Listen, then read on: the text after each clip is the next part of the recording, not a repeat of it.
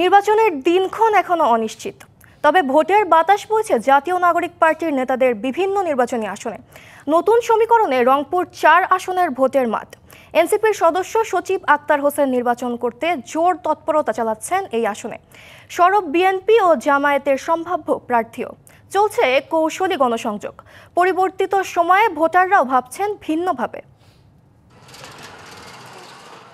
তিস্তা বেষ্টিত কাউনিয়া, পীরগাছা ও হারাগাছ পৌরসভা নিয়ে রংপুর ৪ আসন। বিপ্লব পরবর্তী উত্তরের এই আসনে আলোচনায় জাতীয় নাগরিক পার্টি এনসিপির সদস্য সচিব আক্তার হোসেন।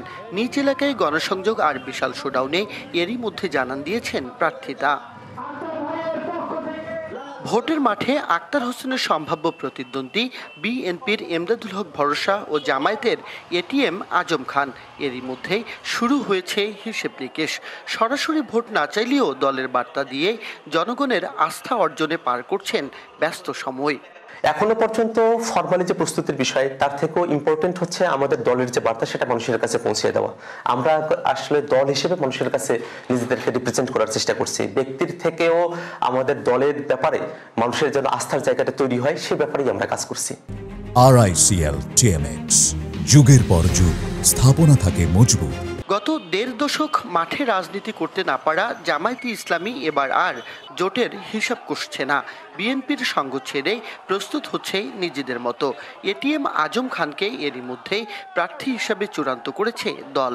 ২ মাস আগে থেকেই সরব রংপুর মহানগর জামায়াতের এই আমির। জনগণের মাঝে আমরা একটা প্রত্যাশিত অবস্থানে যেতে পারি। পীরগাছা কাউনিয়ার জনগণ বাংলাদেশ জামাত ইসলামীকে অর্থাৎ এটিএম আজম খানকে বেছে নেবে বলে আমি দৃঢ়ভাবে বিশ্বাস করি।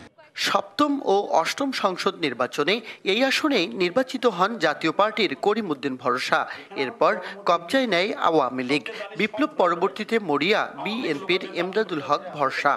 মানুষের প্রতি দলমত নির্বিশেষে আমার প্রতি মানুষের একটা আলাদা সফট কর্নার আছে। এই জন্য আমি বিশ্বাস করি যদি ভোট হয়, যদি সুন্দরভাবে হয়, মানুষ যদি নিরপেক্ষ ভোট দিতে পারে, তো অবশ্যই আমি বিপুল ভোটের ব্যবধানে আমি জয়লাভ করব।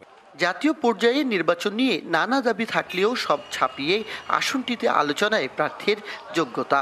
পরিবর্তিত সময়ে জনপ্রতিনিধি বাছাইয়ে সতর্ক ভোটাররা। সন্ত্রাস মুক্ত, দুর্নীতিমুক্ত এমন একজন সৎ ও যোগ্যবান আমরা প্রার্থী আমরা চাই। নেতৃত্বে আমরা একটা স্বচ্ছ নেতৃত্ব চাচ্ছি, যে নেতৃত্ব আসলে সবাই সমান অধিকার পাবে, যেখানে দলীয়করণ থাকবে না। যেহেতু আমরা তরুণ নেতৃত্ব চাই। যখন দেশে ইলেকশন হবে তখন আমরা যোগ্য প্রার্থীকে ভালো এবং কে মন্দ আমরা তখন যাচাই করব, দেখব, তারপরে তাকে সিলেকশন দেব।